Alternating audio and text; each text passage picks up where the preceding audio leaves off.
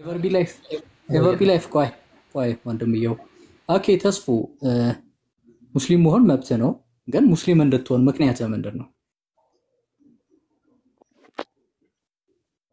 ክፈት ሚውት ኖ እኔ እናንተ ሙስሊም እንደሆን ምክንያት መጠየቅ አለባችሁ እንዴ? ዝም ብላችሁ አይ ኖ አይ ሙስሊም የሆንክበት ምክንያት ማሻአላ ደስ ይለናል እኮ እኛ ሰዎች ወደ ቀጥተኛው መንገድ ሲመጡ በደስታ ነው የምንቀበለው። አንድ ሰው ሙስሊም ቢሆን ሙስሊም ባይሆንም ዞሮ ዞሮ ጉዳቱም ጥቅሙም ለራሱ ስለሆነ አንተ እስልምና ላይ ምን አሳምኖ ነው ሙስሊም ለመሆን የተነሳው? ለሌሎችም ይጠቅማል። እኔ እውነት ለመናገር አንድ አምላክ በሚለው ሐሳብ በጣም የተማረኩበት ሁኔታ ነው ያለውና ብዙ ቦታ ላይ ሶስት አምላክ ሁለት አምላክ ኦንሊ ጂሰስ ምናምን አብ ወልድ መንፈስ ቅዱስ ስላሴ ምናምን የሚለው ትንሽ ስራ ሆነብኝና ቀለል ይላል አንድ ብቻ መሆኑ በራሱ። አዎ አይ ትክክል የተናገርከው ነገር በተወሰነ መንገድ ትክክል ቢሆንም ኦኬ ከስርዓት ታስጨንቁ ታሲዙት። ቆይ አንዴ ተረጋጉ። ከስራ ያላችሁ ማሻአላ ማለት እውነተኛውን መንገድ መርጠ ከመጣ አሁን እስልምና ምንድነው? በእውቀት ላይ የተንተራሰ እምነት ነው። አውቀህና አምነህበት ከመጣ ወላሂ በደስታ አላህ Subhanahu Wa Ta'ala ያለፈውንም ወንጀል ምሮ እውነተኛውን መንገድ መከተል ትችላለህና በፊት የትኛው እምነት ላይ ነበርክ? ግን ብዙ ጊዜ ጆክ ስላለ በዚህ ጉዳይ ብዬ ነው ሲሆን እንደምየው አይ እኔ የቀለድኩ አይደለም። እኔ በፊትም ጀምሮ እንደዚሁ እየጠየቅኩ ነው የቆየሁት። በጣም በብዛት በክርስቲያኖች አካባቢ ስጠይቅና ስረዳ ነው የከረምኩት እና ብዙ ሊያሳምን የሚችል ነገር ስላላገኘው በጣም አሪፍ። እንደዛ ከሆነ ወደ እስልምና መምጣት ትችላለህ፣ ችግር የለውም።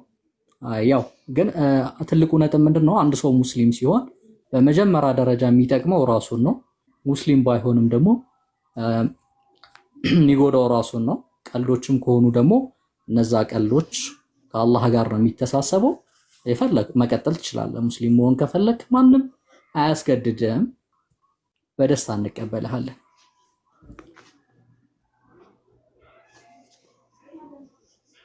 ሌላ ደግሞ ተስፉ ሌላ ደግሞ ቁርአኑ ምን ይላል መሰለው? አላህ Subhanahu Wa Ta'ala በተከበረው ቃሉ ላ ተሙቱነ ኢላ ወአንቱም ሙስሊሙን ይላል። ሙስሊም ሳትሆኑ እንዳትሞቱ ይላል አላህ በተከበረው ቃሉ። ይህን የሚል መጽሐፍ ይህን የሚል ቁርአን በባይብል ወይም ቅዱስ ነገር ማንኛውም ነገር ብትፈልግ የለም። ሁለተኛ ነገር ደግሞ ከሃይማኖትም ደግሞ እስልምናን መረጥኩላችሁ ይላል።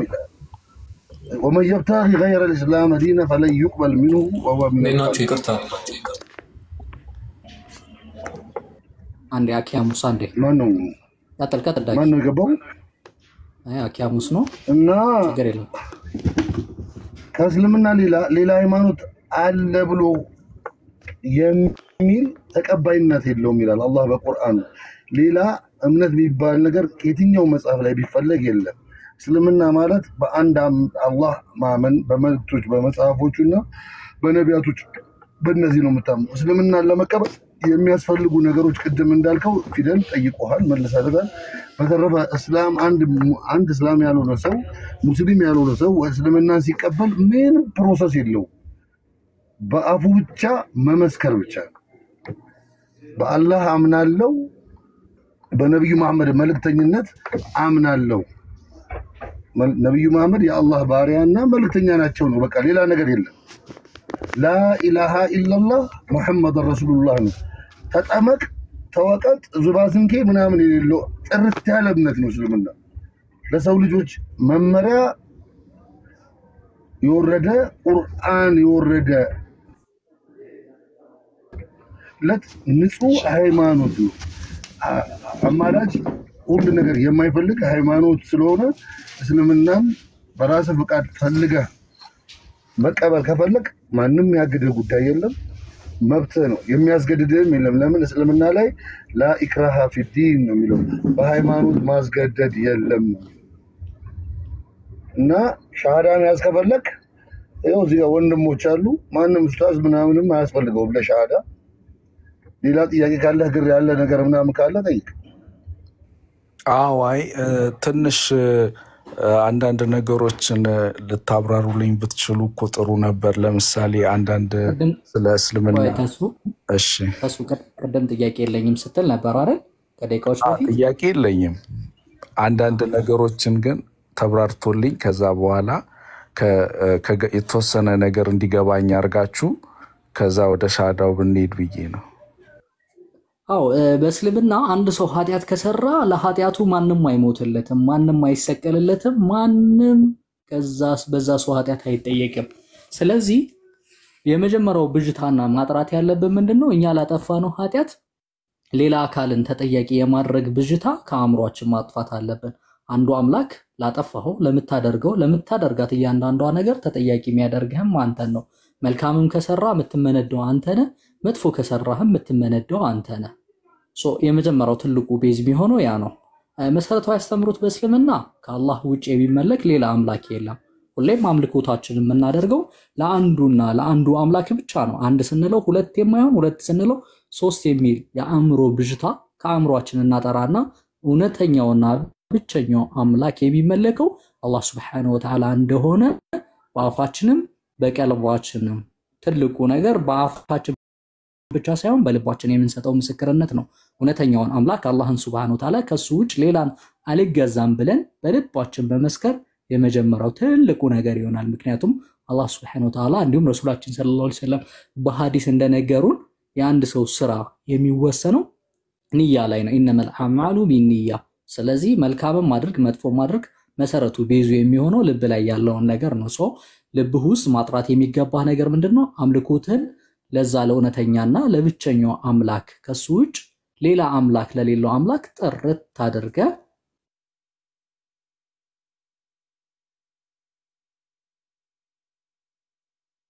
አምልኮትን ለሱ ማድረግ። ከዛ በኋላ የተላኩ ነብያቶች አሉ። አልহামዱሊላህ እነሱንም ሌሎችም በስም ያልተጠቀሱትን ነብያቶች በሙሉ በሚገባ መረዳት አስፈላጊ ነው። በእነሱም ማመን እነሱ ወደ ቀጥተኛ መንገድ የሚያመላክቱ ነብያቶች እንደሆኑ እንጂ እነሱ ራሳቸው አምላኮች አለመሆኑን መካድ። አምልኮት የሚገባው ከአንዱ አምላክ ውጪ የለም። ረሱላችን ሰለላሁ ዐለይሂ ወሰለም የመጀመሪያው ነብይ ሳይሆኑ ካተመን ነብይ የመጨረሻው ነብይ መሆናቸው መመስከር። ሁሉም ነብያቶች እስልምናን ሲያስተምሩ እንደነበሩ ኢሳ አለይሂ ሰላም ወይም ኢየሱስ የአላህ ሰላም በሱ ላይ ይሁን እስልምናን አስተምሯል፣ አንድን አምላክን ሰብኳል። ስለዚህ ወደዛ አምልኮ መምጣት እሱን መከተል። ማርያም ወይም መርያም ከሴቶች ሁሉ የተመረጠች እንደሆነች መቀበል፣ በድንግልና እሱን ኢሳን አለይሂ ሰላም እንዳስገኘች ለሷ ትልቅ ክብር መስጠት፣ ሌሎችም ነብያቶችን ለእያንዳንዱ ነብያቶችን የሚገባቸውን ክብር ማክበር፣ የተሰጡትን በኢስላም የተገለጹትን መጽሐፍቶችን በሙሉ በሚገባ መቀበል። እነዚህ ነገራቶች ወደ እስልምና እንድትገባ ያደርጉሃል። በእስልምና ውስጥ ብዙ የምንጸየፋቸው ነገራቶች አሉ። ከነዛም ውስጥ የሌሎች ሰዎችን ሃይማኖት ማንቋተት፣ መሳደብ፣ አላስፈላጊ ነገራቶች፣ ዝሙት፣ ዚና፣ እነዚህ አላስፈላጊ ነገራቶች እስልምና ላይ በጣም ይጠላሉ። ስለዚህ አንድ ሰው ወደ እስልምና ሲመጣ በጣም ብዙ ነገሮችን ይጠቀማል፣ የተወሰኑ ነገሮችን ደግሞ ያጣል። የሚያጣቸው ነገሮች ምንድነው? ስድብን ሊያጣ ይችላል። የተለመዱ ነገራቶች አሉ። አልኮልን ልናጣ እንችላለን፣ ዝሙትን ልናጣ እንችላለን። ነገር ግን ጌታችን አላህ Subhanahu Wa Ta'ala ጥራት ይገባውና ያንን በማድረጋችን ደግሞ የሚገባንን ነገር ይሰጠናል። ወደ እስልምና መምጣት የሚፈልግ ማንኛውም ሰው ቆም ብሎ ማሰብ ያለበት ምንድነው? የሚመለከው አንዱ አምላክ ነው። ከሱ ውጪ ሌላ አምልኮት የሚገባው ማንንም አካል እንደሌለ አጥርቶ መምጣት አለበት። ከአላህ ጋር የምንጠራቸው ማንኛውም አይነት ነገሮች በእስልምና ተቀባይነት የላቸውም። ይሄ ነው ቤዙ ብዙ ነገሮች ማለት ይቻላል። እነዚህ ነገራቶች ልባችንና አእምሮአችን ስንኖርም የምንኖረው በነብያችን ሰለላሁ ዐለይሂ ወሰለም ሱና መሆን አለበት። እንዲሁም ነብያቶች ያስተማሩትን መንገድ በሚገባ እንተ ማለት አለብን። እስኪ ኡስታዝን አስገቡት እንዳላበዛብህ። እነዚህ ነገራቶች መሰረታዊ ነገር ናቸው ብዬ ስለማመን ነው። አፈን በዛ አያይዛችሁ ግን አሁን ቅድም ወንድማችንም ሲናገር ሌላ ተጨማሪ ዝባዝንኬ የለውም አላህን ነው በቃ ብሎ ሲል ነበርና እኔም አሁን ማስበው እሱ ነው በጣም የተመቸኝ ፓርትና ቀጥታ ፈጣሪን መገናኘት ነው ፈልገው። ስለዚህ እኔ አሁን አላህን ማለት ነው አላህን ብቻ ነው ማምለክ ፈልገው መከተል ምፈልገውና በመሃል ያሉትን አሁን ለምሳሌ ያለ መሐመድ አላህን መከተል ፈልግ ነበርና ይሆናል። በነገራችን ላይ አሁን በጣም አሪፍ ጥያቄ ነው ያነሳኸው። አንተ ከወገብ በላይ ያለ እግሬ መጓዝ እችላለሁ ወይ ያልክ ትችላለህ? አይ አላህ ከመሐመድ በፊት ነው። አይ ነው ለጥያቄ ነው ልጠይቅህ። ልክ የጠየቀውን ጥያቄ ነው አሁን ከወገብ በታች ያለ እግሬ መጓዝ እችላለሁ ወይ ብትል ብለህ ብዬ ልክ ብጠይቅህ ይሆናል ይሄ እንዴ? መሐመድ ያላህ እግር ነው እንዴ? አይደለም። አይደለም። በመጀመሪያ ደረጃ ረሱል ሰለላሁ ዐለይሂ ወሰለም ይሄንን ሃይማኖት ይዘውልህ የመጡት በአላህ ታዘው ነው። ነብዩ መሐመድን ዐለይሂ ሰላቱ ሰላም ሳትቀበል እስልምና የለም። ለምን? ማን ወረደ እንዴ? ማን ያወረደ? ከስር ያላችሁ አንዳንዴ ዋይዞኑ እሺ ተረጋጉ የምንለው እኛ አካሄዱን ስለምናቅ ነው። በቀጥታ ምን እንደተፈለገ ስለሚገባ አንዳንዴ በቀጥታ ሻሃዳ ሲዙት ምናምን የሚባለው ነገር ላይ አፎን ተረጋጉ እሺ። ማን ያወረደው? በራሱ መሰለኝ የወረደው። እኔ አመጣጡ ስለገባኝ ነው እኮ። ለዛ ነው እኔም እኮ እንትን ያልኩት። እኔ ምንም አላልኩም እኮ ፊደልዬ። ትክክል እኮ ነው። ከታች ያሉትም ቶሎ በሉ ምናምን አፍጥኑት እና እሱ ይጠይቅ እናንተ ዝም በሉ ይላሉ። አያውቁትም። ሙስሊሞችን ተዋቸው እሺ። በጣም ብዙ ማትጫናቸው ሀቢቢ እንትኑ አይገናኝም። ዋናው ነገር ምንድነው? ትልቁን ነገር አስተምረናል ቆም ብሎ እንዲያስብ። በእስልምና እነዚህ ድራማ ሊሰሩ ስለመጡ እኛም ስለተረዳን ነው። በዛ ልክ ነው እንተዋወቃለንና ግን መማር ያለበትን ነገር አነሰን በዛም ተምሯል ብዬ አስባለሁ። አምልኮት ለአንዱ አምላክ እንደሚገባው እኛ ነብዩ መሐመድን ሰለላሁ ዐለይሂ ወሰለም እንወዳቸዋለን እናከብራቸዋለን፣ ግን አናመልካቸውም። ስለዚህ አልহামዱሊላህ ድራማቸው አይሳካም። አላህም ማምለክ አላህ ከሻው ቀጥተኛው መንገድ ይመራሃል። ካነበብክ ደግሞ ሙስሊም ሆነ አይቀርም። አሁን እቺ ድራማዋ ምንድናት? የተለመደች ነው። ዝም ብሎ ነው የሚሰልሙት የሚል አይነት እይታ ለመስራት ነበር። እኛ በስነ ልቦና ብዙ እጥፍ እንበልጣችኋለን። የምትመቱት ሙስሊሞች ጋር ነው። ድራማው ይቅርባችሁ። በቃ ወደ እስልምና መምጣት የሚፈልግ ሰው አንዴ ተረጋጋ። ወደ እስልምና መምጣት የሚፈልግ ሰው መውረድ ካለብህ መውረድ ትችላለህ። ያ እንዲህ አይነት ድራማ ተው። ሙስሊሞች ጋር ስትመጡ በሁሉ ነገር ይበልጧቸዋል። ማንበብ ጀምሩ ወገኖቻችን፣ ንቁ። አሁን እዚህ ጋር ቀልደ ብትወርድ መብት ነው እኮ ችግር የለውም። እኛ እኮ አብረን መቀለድ እንችላለን። ግን ምንድነው ጊዜህን ነው የምትገለው። ህይወት ላይ እየቀለድክን ያለው እንዲህ እየቀለድክ ሞት ይመጣል። ነገር ሞት ከመጣ ነገር ከአላህ ዘንድ ትተሳሰበዋለህ። እንዲህ አይነት ድራማ ይቅርባችሁ። እንግዲህ ምን ያህል ስነ ልቦና እንደተጎዳ ይገባኛል። አላህ ቀጥተኛውን መንገድ ይምራ። አሁንም እኔ የምመኝልህ ምንድነው በመላስ የተናገርካትን ነገር አላህ ልብ ላይ ያስቀምጥልህ። አላህ ቀጥተኛውን መንገድ ይምራ። አላህ ውስጥ አዋቂ ነው። ምናልባት ማን ያውቃል ነገ ሙስሊም ሆነ እዚህ ጋር እንደምታያቸው እንደነዳጊ ያሉ ወንድሞቻችን ትላንት አንተ በነበርክበት መንገድ ላይ የነበሩ ናቸው። ዛሬ ላይ አልহামዱሊላህ በመታየው መንገድ እስልምናን እየሰበኩ ይገኛሉ። እነ ኡስታዝ ዋሂድን ብትመለከት ትላንት እዛ ውስጥ ነበሩ። አላህ ከጨለማ ውስጥ ያውጣ ነው ማለት ወንድሜ። እኮ ቀዝቀዝ ያልኩትና በቃ አውሩ ሀሳን እያለ ነው። ቀጥል። እኔ ይሄን ሳልናገር ችግር እንትን ልግባ ትገባለህ። ከስር ወንድሞቼ ደግሞ ምን አለ መሰላችሁ፣ እኛ ሙስሊሞች አንድ ሰው ወደ እስልምና ሲመጣ በጣም ደስ ይለናል። ግን ምንድነው እንረጋጋሺ። አሁን ያመጧት ድራማ አለች። በጣም ከስረዋሉ። ብዙ ሰው ወደ እስልምና እየጎረፈባቸው ስለሆነ ያ ነገር በጣም ስለረበሻቸው አንድ ሰው ቢሰልም ወላሂ ለራሱ ነው፣ ቢከፍር ለራሱ ነው። ስለዚህ እንረጋጋ። ጀዛኩሙላህ። ቀጥል አኪያ ሙሳፋል። እሺ ብዙ ነገሮች ብለሃል። ማተር የሚያደርጉት ላይ ብቻ ፎከስ ላድርግና ሄሎ ይሰማልኝ? እየሰማሁ ነው። ብዙ ያልካቸው ነገሮች አሉ። ሙሐመድ የተጠየቀው ጥያቄ ነበር። ቀደም የተጠየቀው ጥያቄ ላይ ግባ። እመለሳለሁ ወደሱ። ይሄንን ልጨርስ። ይሄ እሱን ለፈውና ወደ ቅድሙ ገባ የማይመለከተኝ ነገር ከሌለ አይ አይደለም ምንድነው መሰለህ ጥያቄዎች ልጠይቅ መልስ የተጠየቀውን ጥያቄ መልስ አኪያሞስ የተጠየቀው ጥያቄ አለ ለሱ ብቻ መልስ አቀርብልን የምትችል ከሆነ ካልሆነ ደግሞ የተነሳው ጉዳይ የኛ የራሳችን የግል ጉዳይ ነው የማይመለከት ውስጥ አትግባ አው አልহামዱሊላህ ግን ኤቨር ቢ ላይፍ ደስ የሚለው ምን እንደሆነ ታውቃለህ ሙስሊሙ ምን ያህል እየሰራ እንደሆነና ምን ያህል አእምሯቸው ላይ ተጽዕኖ ቢፈጥርባቸው እንደ ድራማዎችን መስራት የፈለጉት አላህ ይዘንላችሁ እኔ ምንም ማለት አልችልም ወላሂ ዳጊ ሰው መጥቷል ወይ ኤቨር ቢ ላይፍ አናግረሱ ለዛ ነው ከመሄድበት የቀረውት ድራማው ስለገባኝ ነው እሱ ወንድምየው አፈነ ኤቨር ቢ ላይፍ ግን ጀዛከላህ ነው አንተም ባትወቁ እኔ ራሴ ልይዘው ነበር ከታች ደስ ብሏቸው አላሁ አክበር ምናምን ሲሉ እኔ ልይዘው ነበር ግን በአንተ አንድ ጥያቄ የጥያቄ ምልክት ውስጥ ከተትኩ ጭራሽ እኔ ማለት ነው አንተ ቋው ወደ ሻዳ ብትይዝ ላስቆምህ ነበር እኔ ራሴ ማለት ነው የመጀመሪያ የጠየቀው ጥያቄ ምንድነው ያለው እስልምና እንዴት ልትቀበል ቻልክ ስለ እስልምና ምን አውቀህ ነው ስትለው ተመልከተ የተሸወደው በአንድ አምላክ ማምለክ ፈልጌ ነው ያለው በቃ ተበላ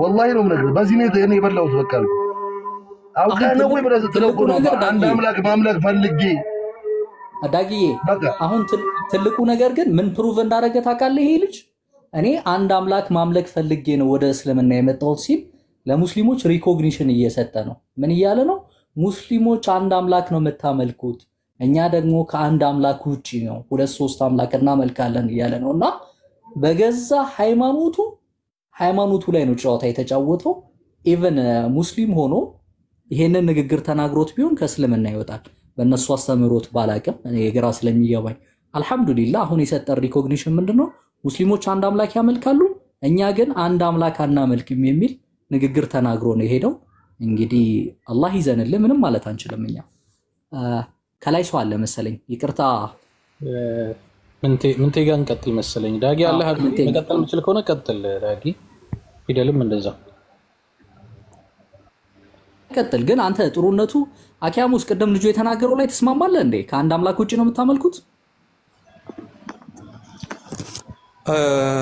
ዝምበል ብለኸኛል የማይመለከት ውስጥ አትግባ ብለኸኛል እቺ መልስልኝ አይ ኢንጂነር አለ የማይመለከት ላይ አትግባ አልከኝ መልስልኝ ውይይት ሳይሆን ስብከት ነው ያዛችሁ ስለዚህ ዝም ብዬ ላዳምጣችሁ መልስልኝ እቺ መልስልኝ አይ ልጁ አሁን ምን ፕሩቭ አድርጎ ሄደመሰለ እኔ ወደ እናንተ መምጣት የፈለኩት አንድ አምላክ ነው የምታመልኩት እኛ ግን አንድ አምላክ አናመልክም ስላሴ ነው የሚል ነገር አለና ይሄንን ተቀበሏለህ እናንተ የቆሬሹን አላህ እንደምታመልኩ አምናለሁ ተቀበሏለህ ወይ የቆሬሹን አንድ አላህ እንደምታመልኩ አውቃለሁ ኦኬ እናንተ ሶስት ነው የምታመልኩት እናንተ የቆሬሹን አንዱን ማለት ነው ከ360ዎቹ አንዱን ማለት ነው በቃ ይሄ ሁሉ አየ እርስ በራሳችሁ ከቆሬሻ ማለክት አንዱን ከ360ው አንዱን ማለት ነው ተናበቡ አይ ስሜታው አትሁን እኔ እኮ ልጁ የተናገረው ነው የጠየቁ እኔ እኮ አይደለም ያልኩት ተረጋጋ እየሰማሁ ነው ቀጥል አንተ በጣም ስሜታዊ ሆንክና ልጁ ትክክል ነው ትክክል አይደለም ልጁ የተናገረው ቆይ ፊደል ሀቢቢ ቆይ አኪያ ሰላም ነው እንደምን ስሜታዊ ሆነ ትንሽ ስሜታዊ ነው መረጋጋት ትንሽ ያስፈልጋል አኪያሙስ አይሰማም ሰላም ነው ማትችል ከሆነ ንገረና ሌላ ሰው ጋር እንቀጥል ምንድነው ማልችለው መናገር ማትችል ከሆነ መዋየት ካልቻል ከሌላ ሰው ጋር ልቀጥል መድረካችሁ ለውይይት የሚጋብዝ አይደለም ዋን ሳይድድ ነው ኦኬ ብራዘር እንደዛ ካልክ መውጣት ትችላለህ እሺ ኤቨር ቢ ላይፍ እሱ ላዳምጥ ታቹን አዳምጥ እዚህ ጋር ቦታ ተያዝ በሌላ ሰው ገብቶ መጠየቅ ይፈልጋልና ታቹ አውርደው ባባዬ ታቹ ነው ታጣራ ምንቴ ሰላም ነው እንዴት ነህ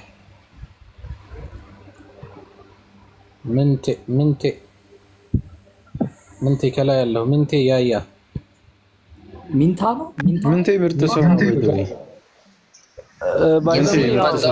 እየመጣሁኝ ነው ምርጥ አድርጋችሁ ያዙልኝ 5 ደቂቃ መጣሁ ሶሪ መርሐባ እሺ ተመልሰን እንዳቀር ታዲያ ቲንክ አውት ኦፍ አቤትነት መጣሁኝ ሰግጄ መጣሁኝ ቴክ ኬር ኦፍ ዘ ላይፍ ፊደል ታርገው በርቢ ላይፍ ቀጥላል። እኔም ትንሽ ታበቃ ይሻላል። ቲንክ አውት ኦፍ ዘ ቦክስ። ሰላም ነው። ቲንክ አውት ኦፍ እንዴት ነህ? ሰላም ነው። እንዴት ናችሁ? አለን ሁሉ ሰላም አለን። ብራዘር ሙስሊም ክርስቲያን ብራዘር ምን አልከኝ?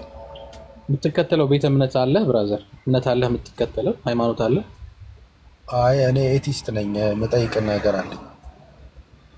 ኦኬ ኤቲስት ነህ። ምንም አይነት አምላክ አለ ብለህ አታምንም ማለት ነው? ኤቲስት እንደዛ ማለት ነው? ኤቲስት ማለት ምንም ነገር የለም ብለው ነው የሚያምኑት። አምላክ የለም እንዲሁ ነው የተገኘ ነው ነው የሚሉት። ምን ነው አንተ አምላክ አለ ታምናለህ? አምላክ እንዳለኝ አውቃለሁ ግን አግኖስቲክ ነኝ ማለት ብራዘር። እሺ በቃ እንደዛ አይደለም ሰው። እሺ አንዳንድ ጥያቄዎች አሉኝ እኔ በጣም የሚገርሙ ጥያቄዎች አሉ። ለምሳሌ ያው እናንተ ሙስሊም ስለሆናችሁ እንደ ሙስሊም ያለውን ጥያቄ ኤቨርቢ ላይፍ መሄድ አልቻልኩም እና አይ አምላክ አለ ብሎ የሚያምን ከሆነ ያ አምላክ ማን ነው ብለህ ጠይቀው እንጂ እኮ አይ እንትን አግኖስቲክ ነኝ አምላክ የት እንዳለ አላውቅም። እሺ አምላክ ማን ነው? እስኪ ደግሞ ማፋጥ የትኛው አምላክ ማለት ነው? አሁን መጀመሪያ እኔ ልጠይቃችሁና ከዛ የኔ ልመልስላችሁ። ልጠይቀን በቃ ትባልኩ መልስልሃለሁ። ያለህን ጥያቄ አቅርብ እና በመጣው አካውንት ደግሞ ሎ ፎሎ ነውና በዋናው አካውንት ብትመጣ አሪፍ ነበር። እሺ ቀጥል። አክቹአሊ እኔ ያለ ሌላ ቲክቶክ አካውንት ኤቨርቢ ላይፍ አጥርቶ ይሄድ 0 ፎሎወር ከሆነ ደግሞ ሪፖርት ነው። 17 ፎሎወር ነው ያለውና አምላክ እንደዛ ከሆነ ሸኞታችሁ ሪፖርት ነው የሚሆነው። ኦኬ መጠየቅ አይቻልም። 17 እነዚህ ትናንሽ ፎሎወር ይዘው መጥቶ ከላይ የሚቀመጡት ሪፖርት ሊያደርጉ ስለሆነ ገብቶኛል። በዛ ላይ ደግሞ አምላክ አለ ግን ኤቲስት ነኝ አለ እኮ ሀቢቢ። አፕሮቹ ገብቶኛል። አይ አንተ ያሄድክበት መንገድ ገብቶኛል ግን አንተ አሁን ማሻአላ ግን እንትን ነው አዲሷ ድራማ ናት። እኔ እድል ለመስጠት ስለፈለኩ ነው አክቹአሊ ማለት ይጠይቅና ያው ዞሮ መልሼ አገኘዋለሁ ማገኘው ቦታ ለዛ ነው። ሰላም አለይኩም። ወአለይኩም ሰላም አቡ ኸራ። አላወቀም ጭራሽ አግናስቲክ እና ኤቲስት ልዩነት። that's why እኮ አይደለም እኮ ገብቷል። ኤቨርቢ ላይፍ ነው እንደውም ትንሽ ያሻሻለለትና ድራማ እንኳን ሲሰሩ አሻሽለው ቢመጡ የተሻለ ነው። ላለመጠየቅ ነው ሁሉ ሽሽት ባባዬ ገብቷል። በጣም ነው የሚገርም።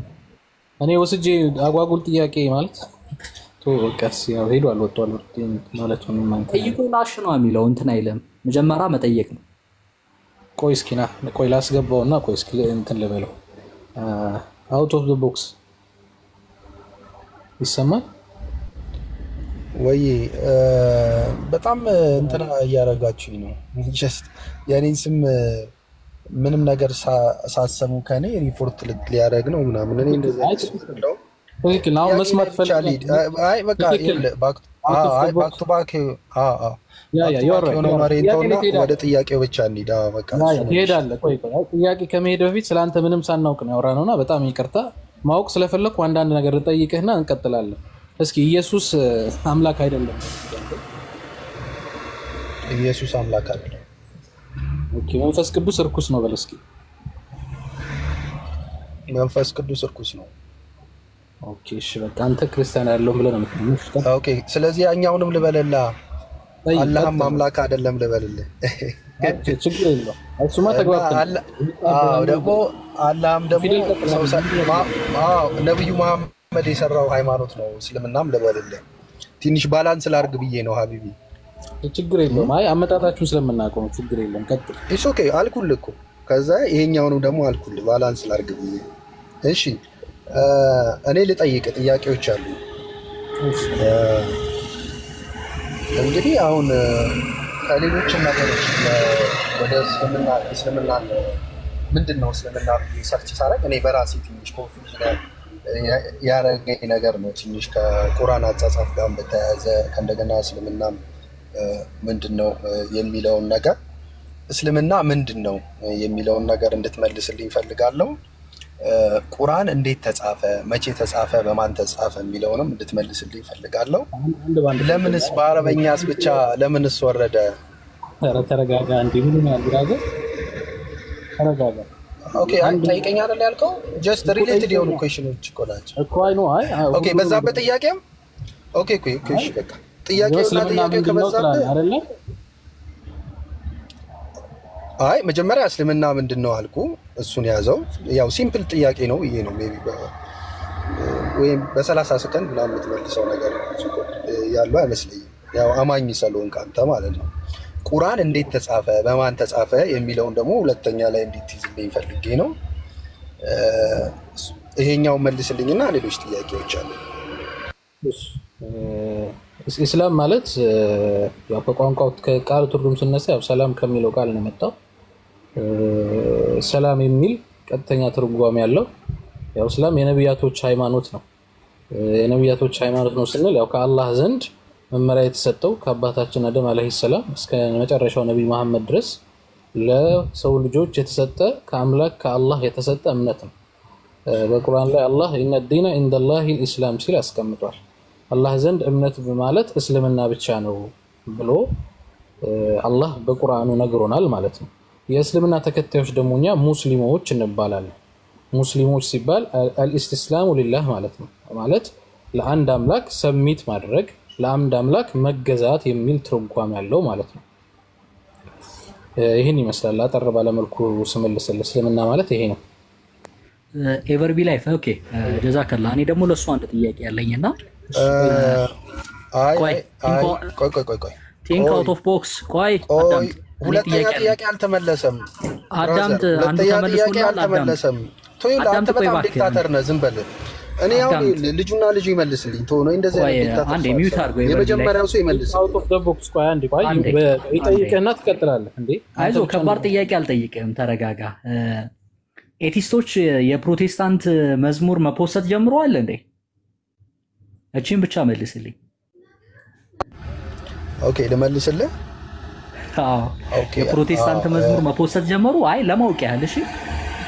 ኢየሱስ ጌታ ነው። እግዚአብሔር እንዳለ ኦኬ እሺ እንታለ ይሶክ ችግር የለም። እግዚአብሔር እንዳለ ውስጤ ስለሚያምን በቃ አባቴ ታችሁ ነው። ለምንድን ነው የምትስቀው? አብይ ለምንድን ነው የምትስቀው? አንተ አምላክህን እዚሁ ትክዳለህ። አላሁ አክበር። ታውቃለህ መንፈስ ቅዱስ ሁሉ ርኩስ ነው ብሏል እኮ ታውቃለህ። አንተ ምን አይነት ሰው ነው በእናትህ? ታውቃለህ ራሱ ያለ ኢየሱስ አምላክ አይደለም መንፈስ ቅዱስ ርኩስ ነው ብሎ እኮ የተሸወደችው ታውቃለህ። ቪዲዮ ፖስታ እንዲ ኧረ እባካችሁ ተው። ኧረ ተው። እዛው አምላካቸውን ነው የሚያዋርዱት እኮ አላህ ይዘንላችሁ። ነው አላህ ሰው በገዛ አምላኩ ይቀልዳል። በሰከንድ እኮ ሙስሊም እኮ አንተ እንዴት ነው ዲንህና ይርማል እንትና ተመልሷል መሰለኝ። እሱን አውራው በእናትህ ያስቃል ወላሂ። ምንታ ያያ ማውራት ትችላለህ? ሚንቴ ነው ምንታ? አዎ ማውራት ሚንቴ ያያ አዎ ማውራት ትችላለህ። ምንቴ አንተ ቀጥል እሺ። አሁን አየህ በጣም የሚገርሙ ናቸው። አሁን በዚህ ቅስፈት ሁለት ሰው ሃይማኖቱን ሲተች ያ አላህ ኧረ እባካችሁ ሃይማኖታችሁን ይዛችሁ ነው በሃይማኖት እንሞግታለን። ቀጥል ባባዬ ይቅርታ እሺ። አዎ እሺ ችግር የለውም። እኔ ሰላም ነው። እንዴት ናችሁ? አለን ብራዘር አለን መስከን። እኔ ባለፈውም ጥያቄ ነበረኝ። አብዛኛውን ብዙ ነገር ተረድቻለሁ፣ አስረድቶኛል እና በዛ ላይ ደግሞ በመለሰልኝ መልስ ጥያቄ የሆነ ነገር ነበረ ከዛ በኋላ ሳስታውሰው ማለት ነው። እሱም ስለ ማዳን ነበር እየጠየኩት። ማዳን ሙስሊም በእስልምና ስለ መዳን ማለት ነው።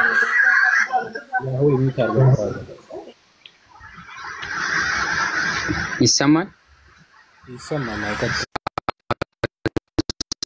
ስለ እስልምና መዳን በመጀመሪያ አላህ አንድ ብሎ ብቻ መቀበል ነው። ያ የሆነ ቃል ነግሮኝ ነበር ማለት ያለብን እንደዚህ ትልካልክ በኋላ ሙስሊም ትሆናለህ ብሎ የነገረኝ ቃል ነበር እና እሱ ቃል ቁልፍ ነው ሳለ ሌሎች የሚደረጉ ነገሮች አሉ። እነሱ ነገሮች አውቃቸዋለሁ። መስገድ እንደዚህ አይነት ነገር እንዳለ አውቃለሁ። ግን ሁለቱንም ያለያቸው ምንድነው ብዬ ሲጠይቀው መጀመሪያ ያ የምትለው ቃል መሆን ማረጋገጫ ነው ጀነት እንደምትገባ። ግን ያኞቹም እንደ ቁልፍ ማድረግ አለብህ ብሎ ያስቀመጠልኝ ነገሮች ነበሩ እና ያንን ባላረግ ቁልፍ የሆኑት የቁልፉ ጥርሶች የሆኑ ነገር አሉ ስላለኝ ያ ጥርሶቹ ብሎ የነገረኝ ነገር ቁልፍ አንድ ቁልፍ ከሆነ ቁልፉ ጥርሱ የሆነ ነገር ቢጎድል እኮ ቁልፉ አይከፍትም አይደል? እንደዛ አይነት ነገር ተሰማኝ በኋላ ላይ ማለት ነው። እና ያንን ነገር ታስረዳኝ። ከዛ በኋላም ሌላ ቁርአን ሳነብም ሌላም ጥያቄ ነበረኝ። ይሄንን መልስልኝ ቀድመ ማን ነው? ጥያቄ የተረዳሁት ይመስለኝ ያው አንድ ሰው ያው ሻሃዳ ወይም ከያዘ ወይም በአላህና በመልእክተኛ በአላህ አምላክነትና በመልእክተኛው ነብይነት ወይ መልእክተኝነት ከመሰከረ በኋላ ሌሎችንም አምልኮት ተግባር መተግበር አለበት ወይ የሚል ጥያቄ ነው። ጥያቄ ጠቅለል ሲል ማድረግ ያለበት ነገሮች ምንድነው? እስላም ለመሆን ዋናው ነገር ምንድነው? ለመዳን ማለት ነው ገነት ለመግባት። እስልምና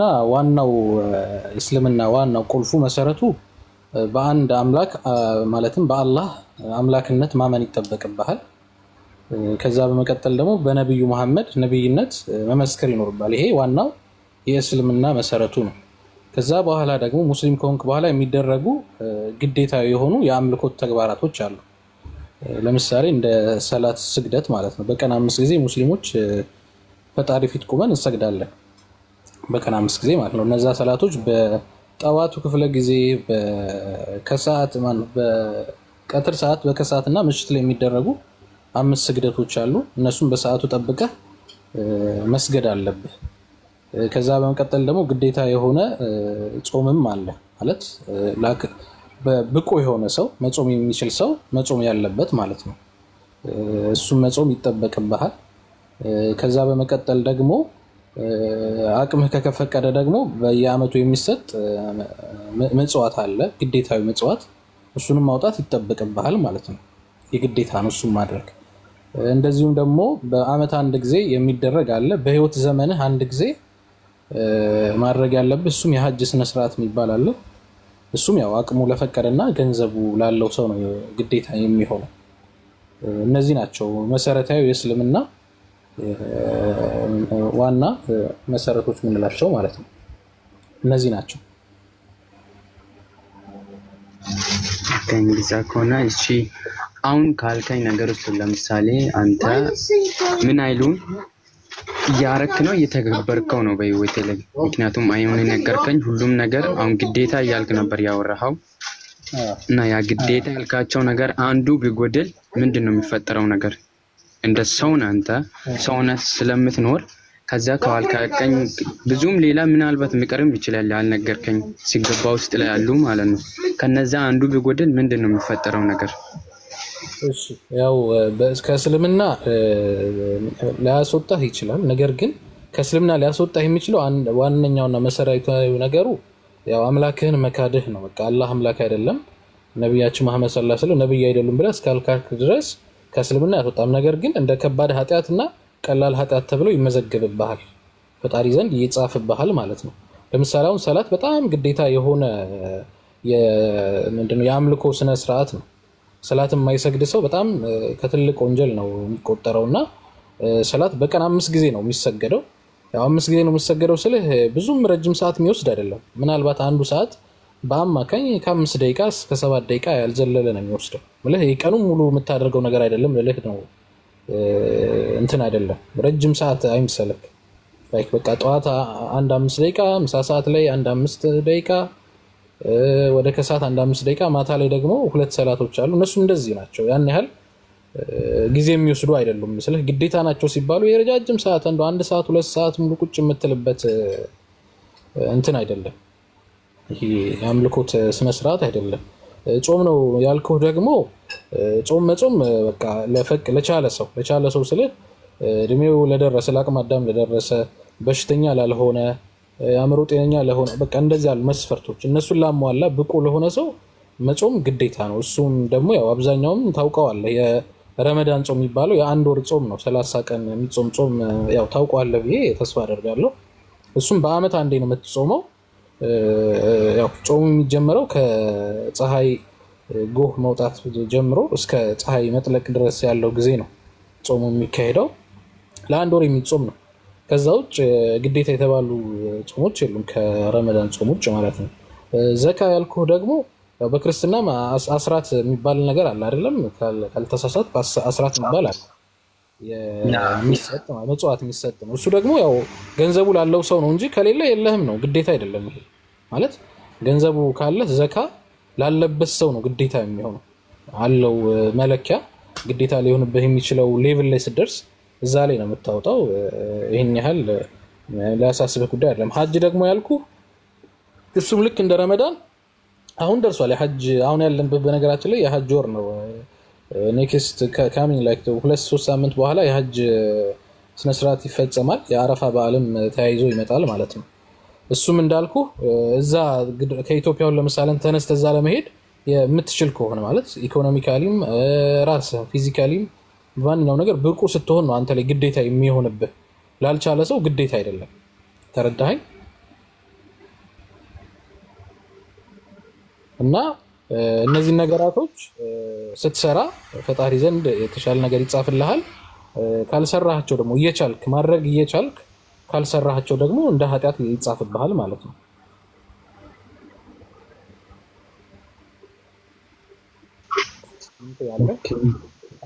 አሁን የነገርከኝ አለ። አሁን ዋናው መስፈርቱን ወደ ዋናው ፖይንት ስመጣ ከነዚህ አንዱ ቢጎደል የተለየ ቀለል ያለ ቅጣት አለ ወይስ ጀሃነም ወይስ ገነት የምንገባው? ከሁለት አንዱ ነው። እዚህ ውስጥ ራሱ አሁን የቀረ ትእዛዝ አለ። ሰላም አለይኩም ወራህመቱላሂ ወበረካቱ። ኡስታዝ ኑር ሁሴን ሰላም አለይኩም። ቅድም በደንብ አላናገርኩም ወንድሜ። ኡስታዝ ናቸው እንዴ? ኡስታዝ ኑር ሁሴን እሳቸው ይቀጥሉ ሀቢቢ። ቢስሚላህ ኡስታዝ ናቸው ወይ ነው ያልከው? والله አላወቅኳቸውም ሀቢቢ። እሺ መርሃባ። ኧረ ይበር ለዛ ሳይሆን እኔ ኡስታዝ ኑር ሁሴን እንዴት ነህ? ኡስታዝ ይቀጥሉ እርሱ በቃ ሚውታንሳ ኡስታዝ ኑር ሁሴን። አዎ ዳጊ እንኳንም ማስታወስከ። እኔ ራሱ ወላሂ እድል አልሰጧቸውም። والله ዝም ብዬ ለፈለፈ አይ ችግር የለም። ሰላም አለይኩም ወበረካቱ። ወአለይኩም ሰላም ወራህመቱላሂ ወበረካቱ። አካም ድርቱ ነገ ምን ሆናችሁ ተደራራችሁ? ኧረ ወላሂ ጠፋብኛል። ምንድነው ጠፋብኝ? በኔ በተለይ ፊደል እንዴት ነው አጥግቧል? የላኩልህ ልጨምርህ? አዎ ሀቢቢ ጀዛካላህ። ልጨምርህ ኢንሻአላህ ደስ ይለኛል ኡስታዝ። ቀደም አፎን እሺ፣ ዝም ብለን እኛ ማናቀውን እንዘላበዳለን አካሄዳቸውን ስለምናቀ። ጭራሽ እኔ እንደዚህ አይነት ነገር እኔ አይመቸኝም። እኔ ላዳምጥ ነው የገባሁት። አሁንም ባጠሩኝ ማዳመጥ ነው የምፈልገው። አዎ ገብቶኛል። አይ ቀደም አካሄዱ ትንሽ እንትን ስለሆነ ነው። አፎን እንግዲህ ኡስታዝ። ኧረ ፊደል በአላህ አታሸማቀኝ። እኔ አይ አይደለም። እሺ ቀጥል በቃ። ምን ልቀጥል? ኡስታዝ ወንድማችን ስለ ኢስላም ጠየቀ መሰለኝ። ፊደል ኡስታዝ ኑር ሁሴን አላስታወስከውም መሰለኝ።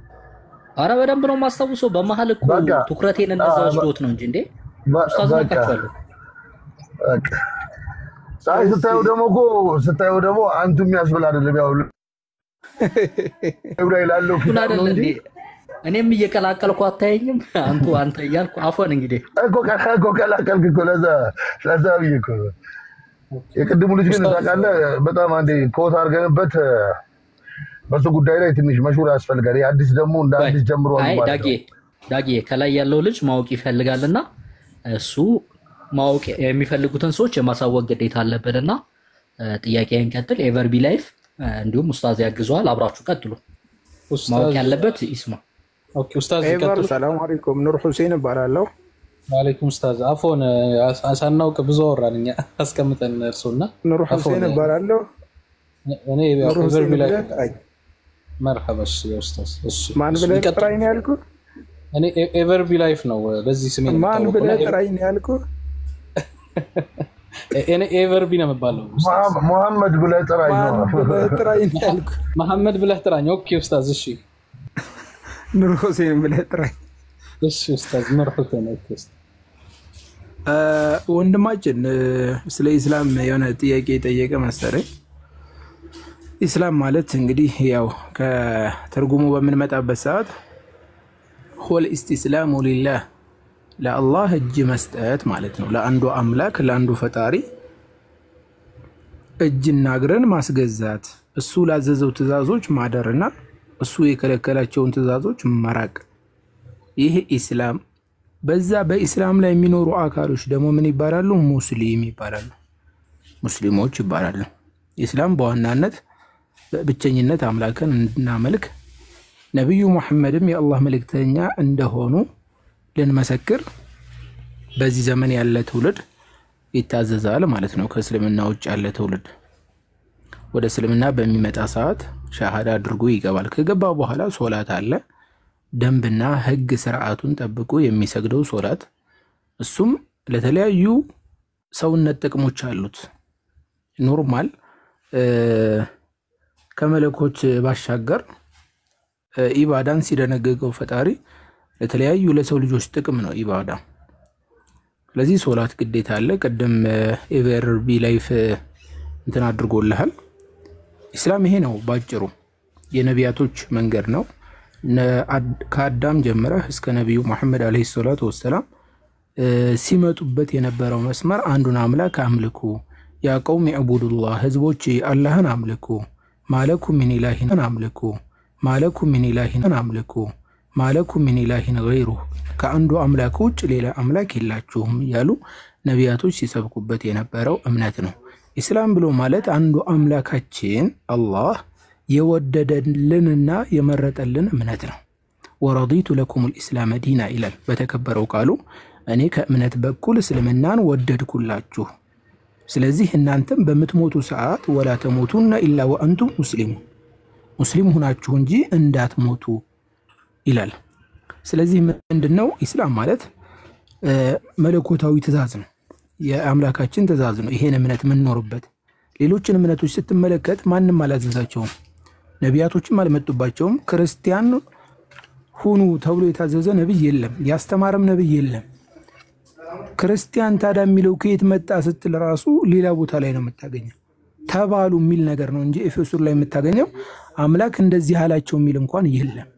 ክርስቲያንም የተለያዩ እምነቶችም አምላክ የደነገጋቸው እምነቶች አይደሉም። አምላክ የደነገገው አንድና ብቸኛው እምነት ኢስላም፣ ለፈጣሪ እጅ ማሳደር፣ እጅን ማስገዛት፣ እግር እጅን መስጠት፣ ይህ ነው ኢስላም ብለው ማለት።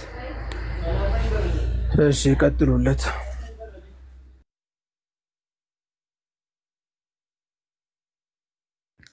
በነፃነት ጠይቅሽ ሚንታ እሱ በነፃነት እየጠየቅኩ እየተመለሰልኝ ነው። ግን ዋና ጥያቄ ከዛ ከእስልምናን ከተቀበለ በኋላ የሚያደርጋቸው ነገሮች ገነት ለመግባት ብዬ ነው የጠየቅኩት። ከሱም ጥያቄዎች እየተረዳሁኝ አሁን ያስቀመጥክልኝ ግዴታ የሚሉት ነገሮች አሉ። ከነሱ ቢቀር የሚፈጠረው ነገር ምንድነው የሚለውን ነበር ባጭሩ አልገለጽክልኝም። እሺ መርሐባ፣ ወደሱ ስመጣለህ። ኢስላም ማለት ከቀደም እንደነገርኩ ምን ማለት ነው ብያለሁ? ለፈጣሪ ትእዛዝ እጅና እግርን ማስገዛት ብያለሁ አይደል?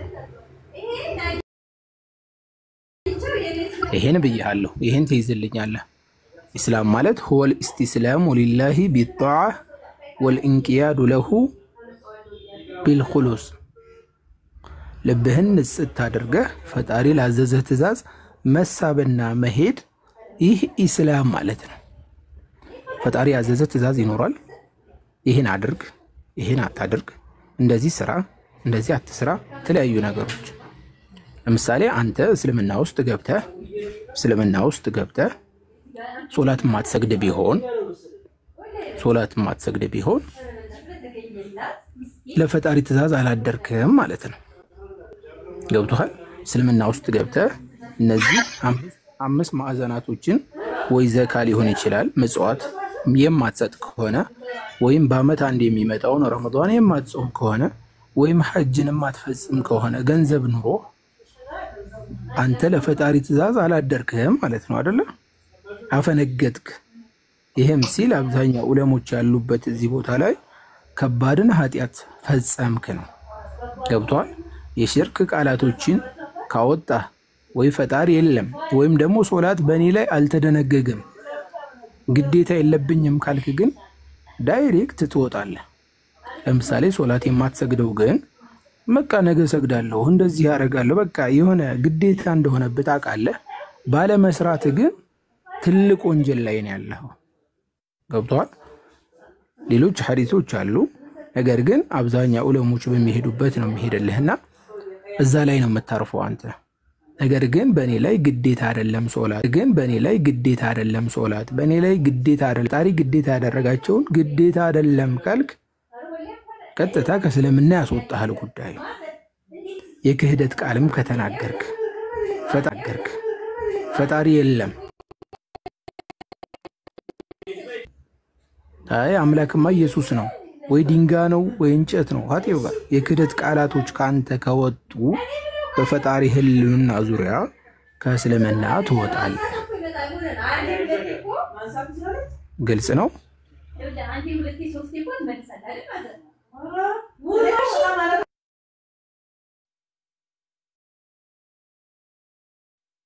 ፊደል እናንተ ቀጥሉ እኔን የምትጠይቁትን በእንደል እናንተ ቀጥሉ እኔን የምትጠይቁትን በእናንተ በኩል እኔ ላሳል። ምናልባት ኡስታዝ እያለ ያለው በሁለት አይነት መንገድ መታየት አለበት። አንደኛው ሆን ብለህ ያንን ነገር ለአምላክ አይገባም ብለህ የምታደርገው ከሆነ ለምሳሌ ሰላት ስገድ ብሎሃል፣ አይ ሰላት መስገድ ለአላህ አይገባም፣ የተራቡትን አብላ ብሎሃል፣ አይ ይሄን ማድረግ ለአላህ አይገባም አላህ አላዘዘም እያልክ በቀጥታ የሽርክ ቃላቶችን የምታወጣ ከሆነ ወይም ለሌሎች አካላት የምትሰግድ ከሆነ ያ በጣም ከባድ ነው።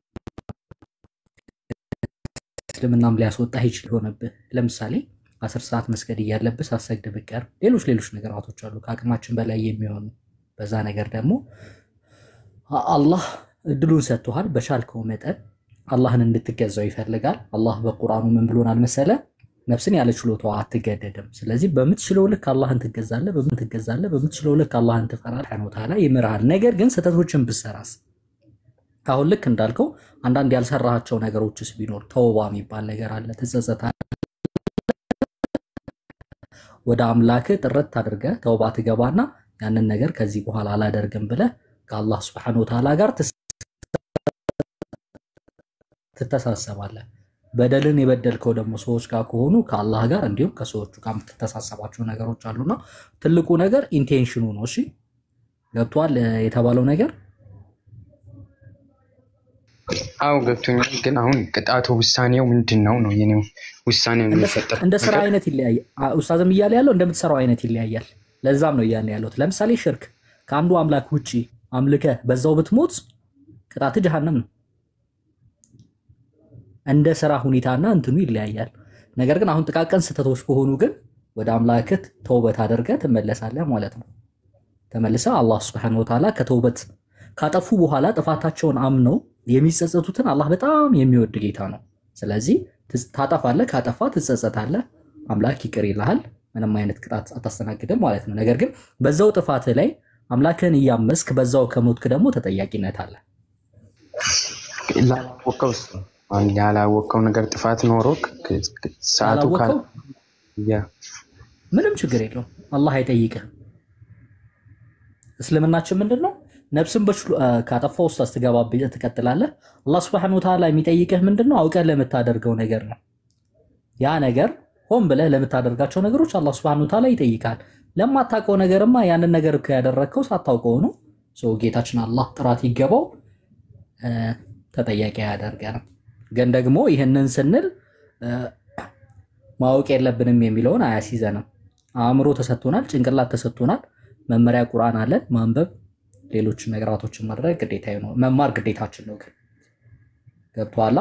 ባላወቀው ነገር አትጠየቅም። አውቀህ በምታደርጋቸው እያንዳንዷ ነገር ግን አላህ ይጠይቃል ካልተጸጸትክ ማለት ነው። ባላወቅኩ ለምለው ነገር ለምሳሌ እኔ አውቄ እየጠየቅኩ ነው። እኔ ባልቀበል እስልምናን እኔ ይጠይቃሉ። ግን እንደነ አሁን ያልጠየቀ ሰው ብኖርስ ምንም ነገር ማያቅ በቃ ምንም ስለ እስልምና አንድ ነገር ሳያቅ ተወልዶ አድጎ ኖሮ የሚሞት ሰው ያን ሰው አላህ ምንም አይጠይቀውም ማለት ነው።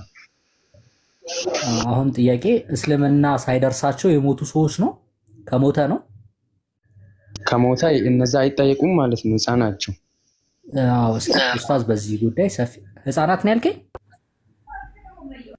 አይሁም እስልምናን ምንም ማያውቁበት አለ ለምሳሌ የሆነ ነገር ምንም ነገር ሳያውቁ ኖረው አድገው ትልቅ ሆኖ በሞቱሳ ኦኬ ይሄንን ኡስታዝ ያብራራልን መመለስ ይችላል ግን ኡስታዝ በደንብ ሄደበት ጥሩ መልስ ጥሩ ጥያቄ ነው ጥሩ መልሰለታል ሌላው ወንድሜ እስልምና ላይ ብዕር የተነሳላቸው ሰዎች አሉ ብዕር ማለት ምንም አይነት ነገር ቢሰሩ የማይጻፍባቸው አንደኛው ህፃን ልጅ ነው ህፃን ልጅ ለአቅመ አዳም እስኪደርስ ድረስ የፈለገውን ነገር ሰው ቢገልም ሊሆን ይችላል የተለያዩ ጥፋቶችን ሊሰራ ይችላል ገብቷል ህፃን ስለሆነ የሚያውቀው ጉዳይ የለም ስለዚህ እሱ ላይ ብዕር ተነስቷል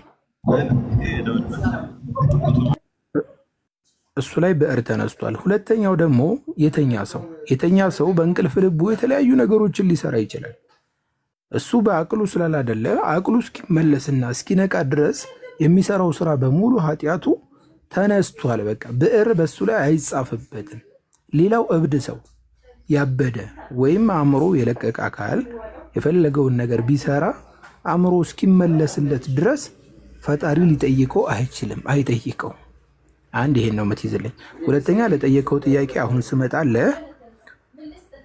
እስልምና ሳይደርሳቸው ቢሞቱ ሰዎች ለምሳሌ በህይወት ኑረው ቢሞቱ እነዛ ሰዎች እንዴት ናቸው የሚሆኑት ላልከው ጥያቄ አላህ Subhanahu Wa Ta'ala በተከበረው ቃሉ ምን ይለናል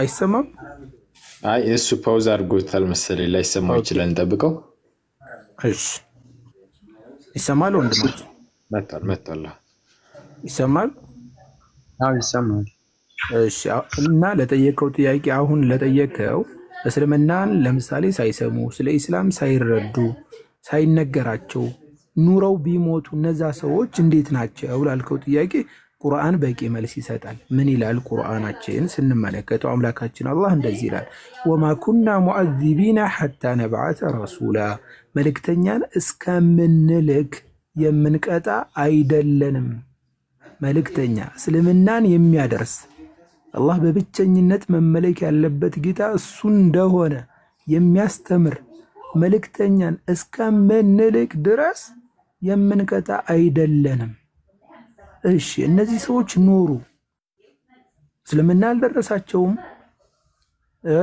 በቃ ኢንፎርሜሽኑ እነሱ ጋር ሊደርስ አልቻለም ብዙ ቦታዎች ላይ አለ ለዛ ነው እኛም ገጠር ቦታ ላይ ያንዳንዱ ስንወርድ ኢስላም ብለን ስናስተምራቸው ስለ እምነት ጉዳይ እንትን በመናረግባቸው ሰዓት يستغربون በቃ ሌላ ነገር ይመስላልና ከዛ በኋላ አስረድተናቸው ምናምን ከዛ ወደውት ይገባሉ ወደ እምነቱ ስለዚህ ያልደረሳቸው አካሎች የሚሄዱት ዑለሞች እንደሚሉት አላህ Subhanahu Wa Ta'ala ሪሳላው ሳይደርሳቸው የሄዱ አካሎች ከሞቱ በኋላ ይቀሰቀሳሉ የሰው ልጆች ከተቀሰቀሱ በኋላ መልእክተኛ ይላክላቸዋል ብለዋል ከተቀሰቀሱ በኋላ ከትንሳኤ በኋላ መልእክተኛ ይላክላቸዋል ስለ ኢስላም ያን ከተቀበሉ ወደ ገነት ወይም ደግሞ ሌላ ደግሞ ምን ብለዋል ዑለሞች የሆነን ፈተና ፈጣሪ ያቀርብላቸዋል ያም ፈተና ፈጣሪ ካቀረበላቸው በኋላ ያም ፈተና ያለፈን አካል ወደ ገነት ሲያስገባ ያን ፈተና ላይ ደግሞ የወደቀ አካል ወደ ገሃነም ይገባል ማለት ነው ፊደል ጨምርለት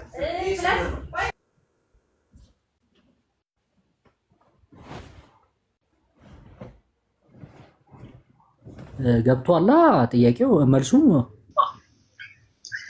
ጥያቄው በተረድቻለሁ ያ ማለት ሌላ እንትን ላይ ያሉት ካልሰሙ ድረስ ጥያቄ የላቸውም ከሞቱ በኋላ ነው ገና የሚጠየቁት ማለት ነው መጠየቅ ሳይሆን ምንድነው ያለ መጀመሪያ ይፈተናሉ በዚህ ምድር አላህ Subhanahu Wa Ta'ala ያ ነገር አልደረሳቸውም ያልደረሰውን አካል ደግሞ መጣተም መሸለምም አስቸጋሪ ስለሚሆን ያለው አማራጭ ምንድነው ፈተና ይሰጣቸዋል እነዛን ፈተናዎች ካለፉ እድሉ ተሰጥቷቸው መልእክተኛው ሁለት ነገሮችን አስቀምጦላል ኡስታዝ አንድ መልእክተኛ ተልቆላቸው በሌላ መንገድ ደግሞ ፈተና ተዘጋጅቶላቸው ያን ነገር ካለፉ ሪዋርዳቸው ጀና ይሆናል ካልሆነ ደግሞ ጀሃነም ይሆናል ማለት ነው አምላካችን ፍትሃዊ አምላክ ስለሆነ ዝም ብሎ አይቀጣም። ይቅርታ አድርግልኝና ከቁርአን ምናልባት ምዕራፎችን እንደዛ ማንበብ የምችልበት እንድስጡኝ ይችላሉ? ኡስታዝ እሺ ንገሩት።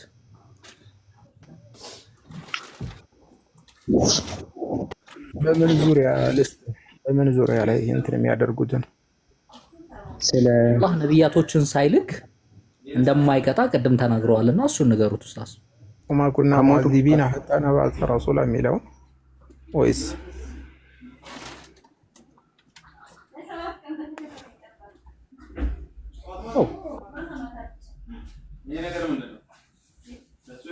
በዚህ ዙሪያ እንትን ቁርአኑን ለስተ አላህ እንደማይቀጣ መልእክተኛን እስከሚልክ ድረስ እሱን ቁርአን ክፍልና ከሞት በኋላ ሌላ ተነስቶ እንደሚፈተን እሺ እሱም በውስጥ እንትን እልክልሃለሁ ችግር የለም። ሌላ ጥያቄ አለ በኢስላም? አዎ ሌላ ጥያቄ እንትን ሱራ የሚለው ምዕራፍ 213 ላይ ያለውን ቁጥር አንድ እስኪ አነበው። ከሱ ጋር የተገናኘውን እና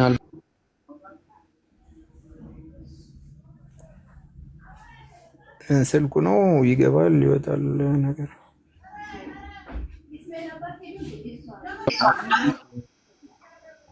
ቲክቶክ ሲወጣ እንትን ያደርጋል። ምንድነው የምትወጣው?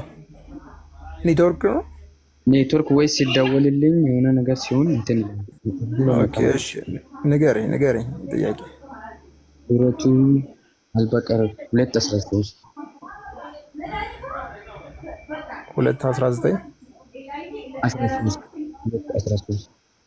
2:13 ምን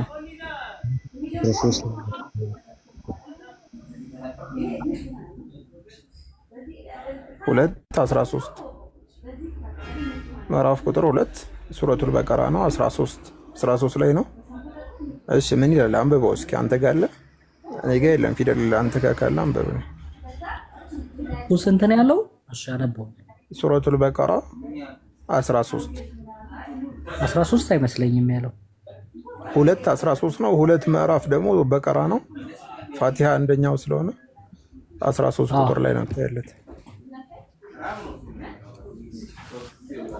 إذا قيل لهم آمنوا كما آمن الناس منتي አስቸገረ ወይ ቁጭ ብሎ አልተማረ ወይ ምንድነው? አሉ ጀማው ምንድነው? ዳጊ ግባ በቃ ያንተ ድምጽ ናፍቆኛል።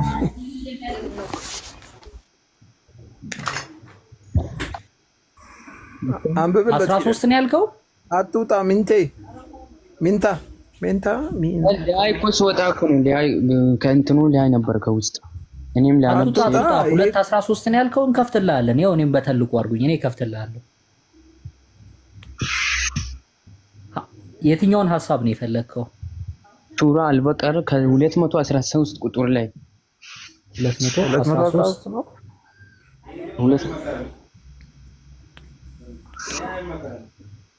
እሺ እኔም በትልቁ አድርጉኝና ልክፈትለት። አንድ ሰው ብቻ አድርገ ባባይ ኡስታዝን ሽሪንክ ላርጋቸው።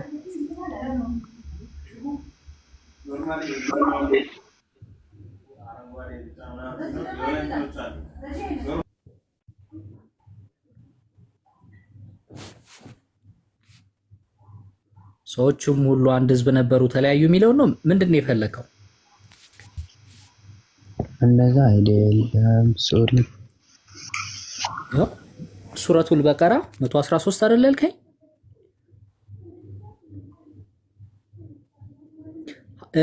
ሐሳቡን ንገረን እኛ እናወጣዋለን።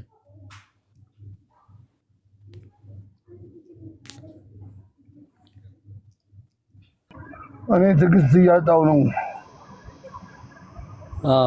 ዳጊ አንዴ እሺ ምን አልክ? ሱራ 779 ሶሪ 779 ሱራ 779 እንደዛ አይነት ሱራ የለም አባዬ። ሱራ ሱራው 7 114 ላይ ነው 114 ላይ ነው ሱራ የሚያልቀው። እሺ እንደዚህ ቆይ ከውጭ እሺ ሱራ 7 ስንት? ቆይ ዳጊ አንዴ ሀቢቢ ተረጋጋ። 7 ስንት? 179 779 ኖ ሱራ 7ኛው ሱራ ላይ ሱራ 7 ከቁጥር 179 ምዕራፍ 7 79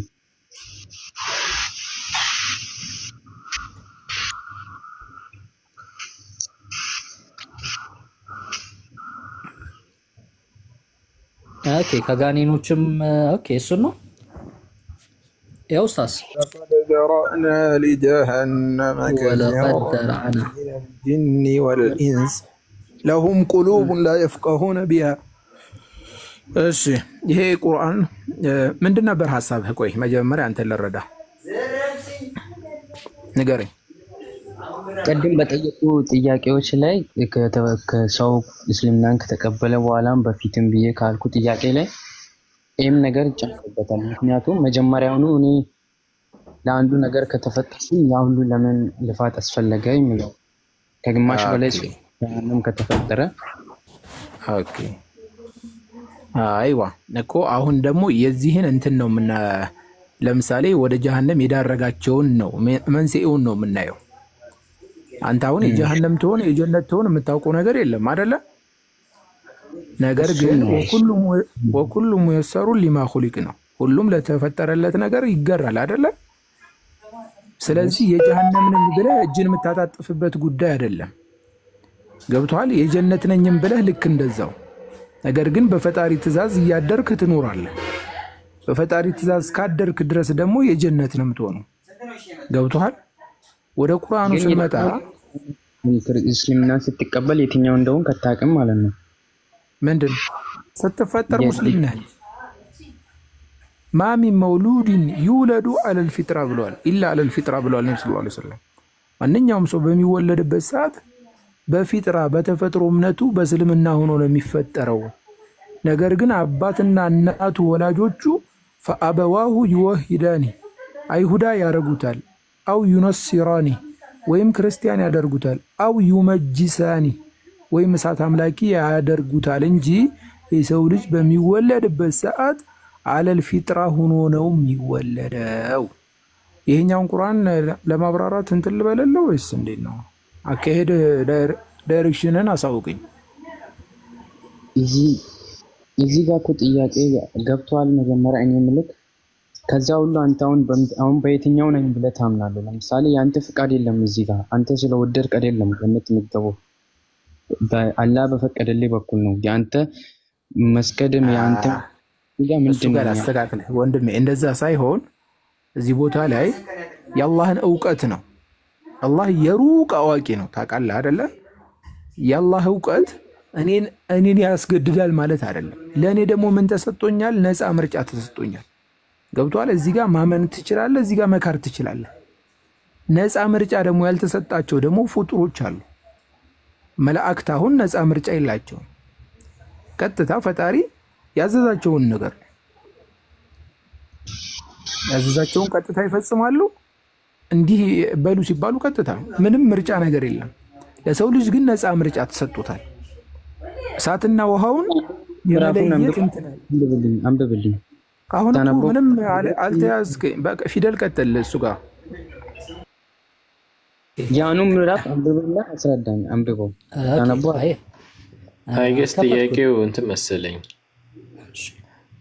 ጋኔኖችና ከጋኔኑም ከሰዎችም ብዙዎች ለገሃነም ፈጠርን የሚለው ነው አይደል? ግራ ይገባህ ምንታ?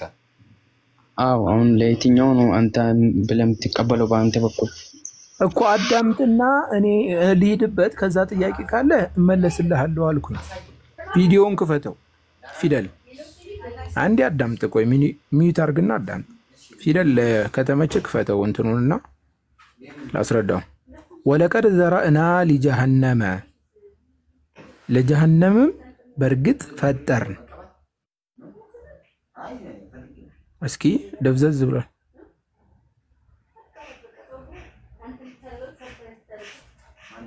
ወለቀድ ዘረእና ሊጀሃነመ ከሲረን ሚነል ጂኒ ወልኢንስ ከሰውም ሆነ ከጅን ብዙውን ለጀሃነም ፈጠርን።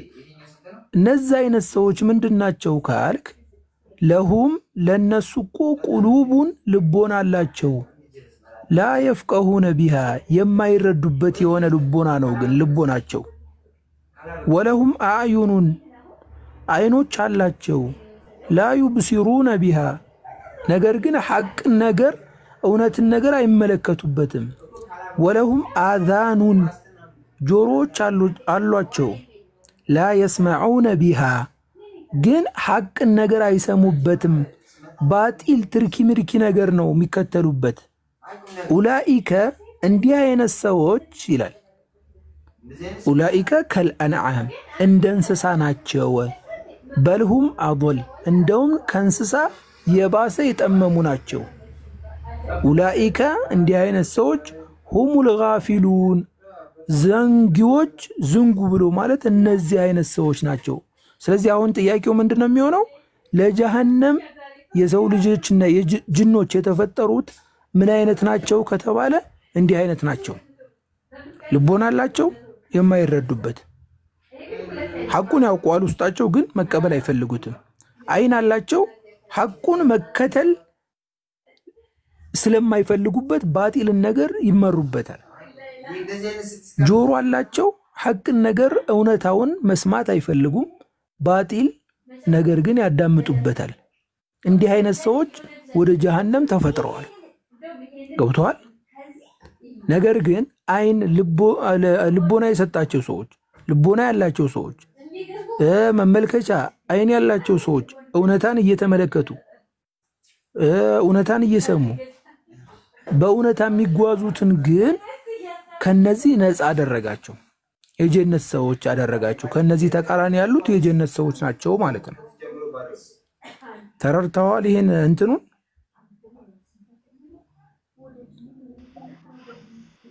አዎ በከፊል ተረድቻለሁ። ግን በአማርኛው ነበር በአማርኛው እያነበብከው ብታስረዳኝ አሪፍ ነበር። ገና ከተፈጥሮው እንደዛ ነበር ፍጠርን የሚለው ግን ገና ሲጀመር አንድ ተብሎ ሲፈጠር ራሱ ለጋነም አላህ እንደፈጠረ ምንትዬ ያው እንትን እናደርገውና አንዳንዴ ይሄ ነገር ሐሳቡ ግልጽ እንዲሆንልህ እስኪ ባይብል ላይ ያለውን ነገር እንየውና እሺ አመቱላህ መሄድ ፈልገህ ነው ቀጥል።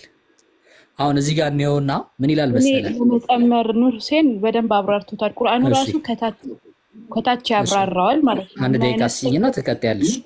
አፈር ለመግባባት ያህል ወደ ባይብል መግባት ፈልጌ ሳይሆን አባቴ እንዲህ ይላል ባይብል ላይ እግዚአብሔር ይገላል ያድናል። አንዴ ቆይ እሺ ቁርአኑን ብንጨርስ ትጨርሻለሽ። አይ ወደዛው ነው እኔ እንትን እያልኩ አይደለም። ይኸውልህ እግዚአብሔር ይገላል ያድናል፣ ወደ ሲኦል ያወርዳል ያወጣል። ከሲኦል የሚያወርድና የሚያወጣው ማን ነው? ምንትዬ እግዚአብሔር። ስለዚህ አንተ በምትሰራው ነገር ሳይሆን እግዚአብሔር ነው ከዛ ሊያወጣህ የሚችለው። እግዚአብሔር ይገድላል ያድናልም፣ ወደ ሲኦል ያወርዳል ያወጣል። ወደ ሲኦል የሚጥል ማን ነው? የሚያወርድ አያክ ይሄ እዚህ ጋር የሚያወራ ከፍርድ በኋላ ይሄ ከፍርድ ገና ሲፈጠር እንደዚህ ከተፈጥሮ ጋር የሚያገናኘው ነገር አለ። እዚህ ጋር ተመልከት። እግዚአብሔር ደሃ ያደርጋል። ደሃ የሚያደርገ ማን ነው? እግዚአብሔር። ባለጸጋስ የሚያደርገ ማን ነው? ያደርጋል እግዚአብሔር። አዎ ሰርተህ ነው ባለጸጋ የምትሆነው ወይስ ዝም ብለህ ቁጭ ብለህ ብትሆን በፊት የተጻፈልህ ነገር ነው የሚከናወነው? የተጻፈው ነገር ነው የሚከናወነው በእኔ ላይፍ ላይ። ስለዚህ አንተ መልፋት አይጠበቅብህም። ዝም ብለህ ቁጭ ብትል ሀብታምና ደሃ ትሆናለህ። እዚህ ጋር እንደዛ ያስቀምጣል? አዎ አይደለም። ገብቷል? እዚህ ጋር እየነገረ ያለው ምንድነው? እግዚአብሔር ዕውቀቱ አለው። አንተ የምትሰራ ከሆነ ሀብታም ትሆናለህ። ሀብታም የምትሆነው በማን ነው? በእግዚአብሔር ነው። መልካምን ከሰራ ገነት ትገባለህ። መጥፎን ከሰራ ወደ ጀሃነም የሚልክህ ማን ነው? እግዚአብሔር ነው። የሚያድንህም እግዚአብሔር ነው። ወደ ሲኦልም የሚልክህ እግዚአብሔር ነው። ይሄ ማለት ግን የሚወሰነው አንተ በምትሰራው ድርጊት ላይ እንጂ እግዚአብሔር ላይ አይደለም። ቁርአኑን በተመሳሳይ እየነገረ ያለው ምንድነው? ከተፈጠሩት መካከል ለምን ተፈጠሩ አሉ ያስገባ ነው። አንተ መሃል ለቂጥያ ፕሊዝ እኔ ያልገባኝ ነገር እኮ ይሄ ነው ቀጥተኛው ማለት ነው። እዛ ጋር የተቀመጠው ገና ሲፈጠር ነው የሚለው ገና ሲፈጠር በጊዜ ሂደት ነው እግዚአብሔር ደሃ የሚያደርግህ በተፈጥሮ ነው ይላል። እዛ ሲጀምር ፊደል እንደዛ ከሆነ መጽሐፍ መክብብ ፊደል 7 ሊያሳየዋል። ታዲያ እግዚአብሔር ያጠመመውን ማንም አያውቃል ነው ማለት። ስለዚህ ይልና ሳይሆን እሱንም አመጣለታለሁ እንትን ነው ገብቷል። እንደገና ደግሞ እግዚአብሔር የመረጣቸው አሉ ለእንትን ራሱ መጽሐፈ መክብብ ስንት ነው ያልከኝ ዳንዬ? እሺ አመቱላ እሱንም እናመጣለታለን። ብዙ ስላሉ ነው ኮንሰፕቱ ተመሳሳይ ስለሆነ መጽሐፈ መክብብ 7 ነው እግዚአብሔር ያጠመመውን ማንም አያውቃል ነው ማለት በቃ። ስለዚህ እግዚአብሔር 7 ምዕራፍ 7 ቁጥር ስንት? 7 ኦኬ ቁጥር 7 ምዕራፍ 7 ቁጥር 7 ነው። አዎ አይልም። እኔ ቻርጅ ዘጋብኝ ስለሆነ ቼክ አድርገው። እሺ አንዴ እና ምንቱዬ ወደ እንትኑ ገብተን የገባውበት ጉዳዩ ምን እንደሆነ ታውቃለህ? እንድትረዳው ብቻ ስለፈለኩ እንጂ እዚህ ጋር እያሳየ ያለው ምንድነው? አምላካችን አላህ Subhanahu Wa Ta'ala ስላለው ዕውቀት ነው። በእናንተም ብትሄድ እግዚአብሔር ያጠመመውን ማንም አያውቀውም ይላል አይልም? አይተው ታውቃለህ? ምን ትዬ እሱን አንቀጽ አይቼው አውቃለሁ። አዎ ያ ማለት እግዚአብሔር ያጠማል ማለት ሳይሆን ሰዎች ቀጥተኛ እግዚአብሔር አማራጩን ይሰጣቸዋል ቀጥተኛውን መንገድ እንዲመሩ። ነገር ግን ያንን የማይከተሉ ከሆነ ደግሞ አሁን ባሳየው ጥቅስ መሰረት እግዚአብሔር ወደ ሲኦል ይጥልሃል። ይሄ ግን የሚወሰነው ምን ላይ ነው? አንተ በምትሰራው ድርጊት ላይ ነው። ኦኬ እሺ ቀጥ ያመቱላ እና ባይብል ላይ ከገባም ብዙ ነገሮች አሉ። ሐሳቡን እንድትረዳው ብቻ ነው። እኔ ምንቴ ለማለት የፈለኩት ኑር ሁሴን ያብራራው ቁርአኑ አላህ Subhanahu Wa Ta'ala ቅድመ ዕውቀት እንዳለው አንተ ጠማማ እንደምትሆን አይኖች አላህ ሰጥቶ እንደማታይ ምሳሌ ነው አንተን ያልኩት ማለት ነው። እነዛ የጀሃነም ሰዎች የተባሉት አላህ አይን ሰጥቷቸው መልካም ነገር አያዩም፣ ጆሮ ሰጥቷቸው መልካም ነገር አይሰሙበትም፣ እንዲሁም ቀልብ ሰጥቷቸው ልብ ሰጥቷቸው ትክክለኛውን ነገር አያስተነትኑበትም ነው እንጂ የሚለው አላህ መጀመሪያውኑ እነሱ እንደዛ እንዲሆኑ አላስገደዳቸውም። ገባ? ይሄ ነው የቁርአኑ አንቀጽ የሚያሳየው። እነዚያ ሰዎች ከታች የተዘረዘሩት አይነት ሰዎች ናቸው ለጀሃነም የተፈጠሩት ነው። ለምንድነው መጀመሪያውኑ ሲፈጠሩ ለጀሃነም የሆኑት ካልክ ደግሞ አላህ ቅድመ ዕውቀት ስላለው ነው። እንደዛ እንደሚሆኑ ያውቃቸዋል ነው እንጂ አላህ አስገድዷቸዋል አይደለም። ገባ ካለ ያንን እንዲሆኑ አልፈጠራቸውም፣ ግን እንደሚሆኑ አላህ Subhanahu Wa Ta'ala ያውቃል። እንዲሆኑ ሳይሆን የፈጠራቸው እንደሚሆኑ ያውቃል። ፊደል አመትዬ አንዴ ላቋርጥሽ። ፊደል በትልቁንና ክፈትለት 7:13 በጠራሱ ነው ክፈትና ያሳየው እና ምንቴ ይሄ ነው አንተ ለማለት የፈለከው። ቁርአኑ የመሰለ አላህ ወስኖባቸው አይደለም፣ ያንን እንዲሆኑ አላህ አስገድዷቸው ሳይሆን እንደሚሆኑ ስለሚያውቅ ነው ማለት ነው። ይሄ ከአላህ ዕውቀት ጋር ቅድመ ዕውቀት ጋር ነው የሚገናኘው። ግልጽ ነው አሁን? ምንቴ ሰምተሃል? አዎ ሰምቻለሁ። ያ እንደዛ ነው። ከፈለክ ደግሞ ተመሳሳይው ባይብል ላይ አለ። የመረጣቸውን እንዲያምኑ አረጋቸው፣ ያመኑትን ገነት አስገባቸው የሚል ደግሞ አለ ከፈለክ ማለት ነው። እንደውም የመረጣቸውን ነው እሱ ራሱ መጀመሪያ ሲፈጥራቸው መረጣቸው ነው የሚለው ባይብል ላይ ማለት ነው ካወቀው ጥቅሱን። ስለዚህ አላህ አምላክ መሆኑ ራሱ ይሄ ነው የሚያሳየው ማለት ነው። ቅድመ ዕውቀት ስላለው ነው።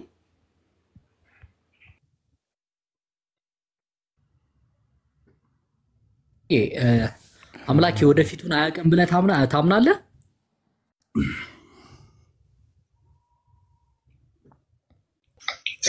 አምላክ ሁሉንም ያውቃል። አዎ ስለዚህ ለወደፊት ማን ገነት እንደሚገባ ማን ገሃነም እንደሚገባ ጀሃነም እንደሚገባ ያውቃል ወይስ አያውቅም? ያውቃል። አዎ ስለዚህ እዚህ ጋር በግልጽ ቁርአኑ እየነገረ ያለው ምንድነው? አላህ Subhanahu Wa Ta'ala ያለውን ዕውቀት ነው። ጀሃነም የሚገቡትን ሰዎች የፈጠረው ማን ነው? ፈጣሪ እግዚአብሔር ነው። አዎ ለዛ ነው አየህ ሁሉም የሰው ልጆች የተፈጠሩ የሰው ልጆችም ሆነ ጅኖችም ማንኛውም ነገር የተፈጠረው በፈጣሪ ነው። ያ ፈጣሪ ማን ጀሃነም ይግባ ማን ጀነት ይግባ ያውቃል፣ ግን ኢንተርፌር አያደርግም። አማራጩን ወይም ደግሞ ውሳኔውን ላንተ ይሰጣል። መልካምን ከሰራ ጀነትን ግባ፣ መልካምን ካልሰራ ደግሞ ጀሃነም ትገባለህ ብሎ አስቀምጦልሃል። ቁርአን ሐዲስ አለ። ያንን ተከትለ መሄድ ከቻልክ ተመሳሳይ ነው። እዚህም ጋር እግዚአብሔር እያለ ያለው ምንድነው? እርሱ ያጠመመውን እርሱ ጠማማ ያደረገውን ማን ሊያቀናው ይችላል ሲል እግዚአብሔር ጠማማ አድርጎ ፈጠረው የሚል አረዳድ የለኝም እኔ በግሌ። አንተ እንደዛ ከተረዳ አላውቅም። ፈጥሮታል። ከፈጠረው በኋላ ኢየሱስ ክርስቶስም የሆነ ፓርት ላይ ምን ብሏል? ጆሮ አላቸው አይሰሙም፣ የተሰጣቸው ነገራቶች አሉ አይቀበሉም፣ ግን ምን ያደርጋሉ? ጠማማ ይሆናሉ። አምላክ ሳይሆን ጠማማ ያደረጋቸው ምርጫውን ይሰጣቸውና ሰዎች ወይ መጥመም ይችላሉ ወይ ቀጥተኛውን መንገድ መምራት ይችላሉ ነው። ያ ነው አስተምሮቱ እዛ ጋም ያለው። አላህ Subhanahu Wa Ta'ala ሁሉንም ፈጥሯል። ከፈጠረ በኋላ ምርጫውን ለነሱ ትቷል። ሰዎች ወይ በቀጥተኛው መንገድ ይመራሉ አለበለዚያ ደግሞ ይጠማሉ። ነገር ግን ምን ያህሎቹ እንደሚጠሙና ቀጥተኛው መንገድ እንደማይመሩ ጌታችን አላህ አዋቂ ነው። ምክንያቱም የጌትነት አንዱ ትልቁ ነጥብ ምንድነው? የወደፊቱን ማወቅ ነው። አምላክ የወደፊቱን ካላወቀ አምላክ ሊሆን አይችልም። መጽሐፍ ቅዱስንም ብትፈትሸው ብዙ ቦታ ላይ እንዲህ አይነት ነገሮች አሉ። አገኘኝ ምንትዬ? አዎ አንተ በመጽሐፍ ቅዱሱ በሚለው ነገር ታምናለህ? ምን አልከኝ? በዛ በመጽሐፍ ቅዱሱ በሚለው ታምናለህ? እኔ አጣምም ያልተረጉመው ለምሳሌ እግዚአብሔር ጠማማን ፈጠረ ብዬ አላምንም። ነገር ግን ምንድነው እግዚአብሔር ሁሉንም ፈጥሯል። ከዛስ በኋላ ያው እያወራው ያለው ስለ አምላክ ስለሆነ አምላክ ሁሉን ነገር ፈጥሯል። ከፈጠረስ በኋላ ሰዎች ጠማማ መሆን ይችላሉ ወይ መልካምን ሊያደርጉ ይችላሉ። ይሄንን ግን ፈጣሪ ቀድሞ ያውቃል። መጽሐፍ ቅዱስም እያለ ያለው ያንን ነው። እኔ ሙስሊም ነኝ። ገብቷል? አዎ እንደዛው ግን መጽሐፍ ቅዱስ ላይ ለምሳሌ ባይብል እስከዛሬ ስማር በቆየሁት አንድም ቦታ ላይ የሚያስገድድ ቦታ የለም። ባይብል የሚል ቦታ የሚያስገድድ ቦታ ይሄን ካላረክ እንደዚህ አትሆንም። ዋነኛው ነገር ክራይስትን መቀበል። አረተው ክራይስትን አረተው ግድ የለህም ተው፣ ተረጋጋ። የሆነውን ቃል ባደግማት ይሻላል። እንደዛ አሳይኝ። እንደዚህ ካላረክ አድንም መንግስት ሰማት አገባም የሚል። እሺ አንዴ ስልክ ገባብኝ፣ አሳይሃለሁ፣ ጠብቀኝ።